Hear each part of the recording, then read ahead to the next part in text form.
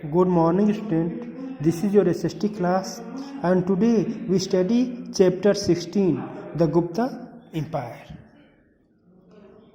You have read in the earlier chapter about Kushan ruler. Their last powerful ruler was Vasudev. पहले हम लोगों ने Kushan ruler के बारे में पढ़ा, जिसका अंतिम महान शासक वासुदेव था.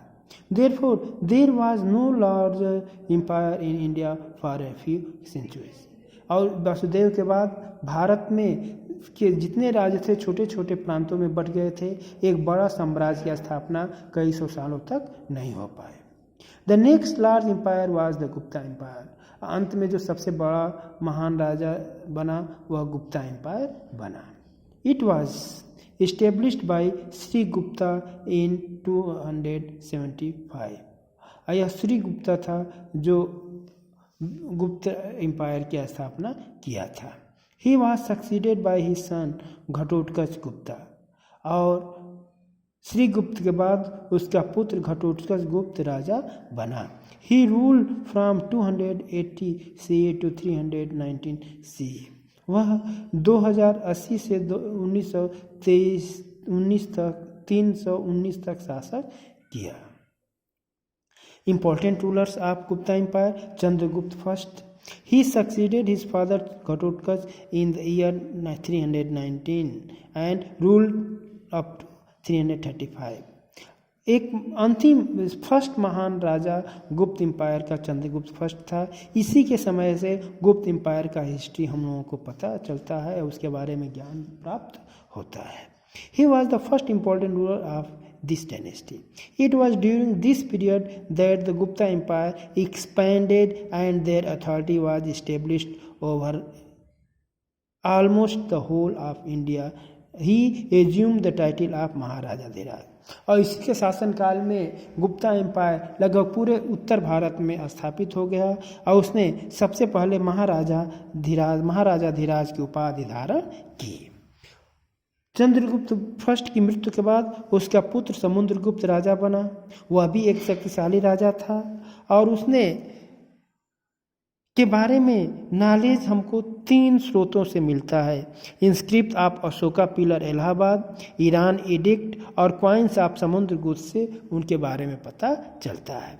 Samudragupta was known for his long military campaign to north, east and south of India, which established his sovereignty but not his direct rule. Samudragupta ने दक्षिण भारत के राज्यों को भी अपने राज्य में मिला लिया, लेकिन उनको डायरेक्ट अपने राज्य में नहीं मिलाया. वे उनको इनडायरेक्टली अपने राज्य में मिलाया, जैसे कि वे उनको साल में कर देते थे और कर देने के बाद जब तक वो कर देते थे अपने राज्य में वहाँ का राजा शासन करता था. जब वो राजा कर देना बंद कर देते थे समुद्रगुप्त फिर से आक्रमण करता था और उसके बाद से वहाँ पे फिर से एक दूसरा राजा को स्थापित करता था जो उसको हमेशा कर देता था. इसीलिए समुद्रगुप्त को भारत का नेपोलियन ऑफ इंडिया के नाम से भी जाना जाता है. समुद्रगुप्त एम्पायर में बहुत सारे जो एम्पायर थे वह मौर्य एम्पायर के साथ ही थे, जैसे ही थे. ही get a lot of information about Samudra from Prashasti by poet Harisena of his court. Samudragupta के बारे में हम लोगों को जानकारी उसके दरबारी कवि और मंत्री हरिसेन के द्वारा लिखी गई प्रशस्त से भी प्राप्त होता है. Chandragupta II, he was the son of Samundragupta and succeeded him in 375 CE. Samudragupta जो है वो 375 CE में शासक बना. समुद्रगुप्त के बाद according to an inscription on the iron pillar at Mehrauli near Qutub Minar, Delhi के कुतुब मीनार के पास एक चंद्रगुप्त सेकेंड का अभिलेख मिलता है जिसमें उसे विक्रमादित्य की उपाधि दी जाती है और यह कहा जाता है कि उसने चंद्रगुप्त की तरह विजय अभियान किया. Chandragupta was not only a great warrior and an able administrator, but also a great patron of art and learning. वह सिर्फ एक महान राजा और एडमिनिस्ट्रेटर ही नहीं था, बल्कि वह महान आर्ट और आर्किटेक्चर का पैट्रॉन भी था। He had many scholars, poets and artists in his court. वह अपने दरबार में बहुत से पोएट को, आर्टिस्ट को रखा था।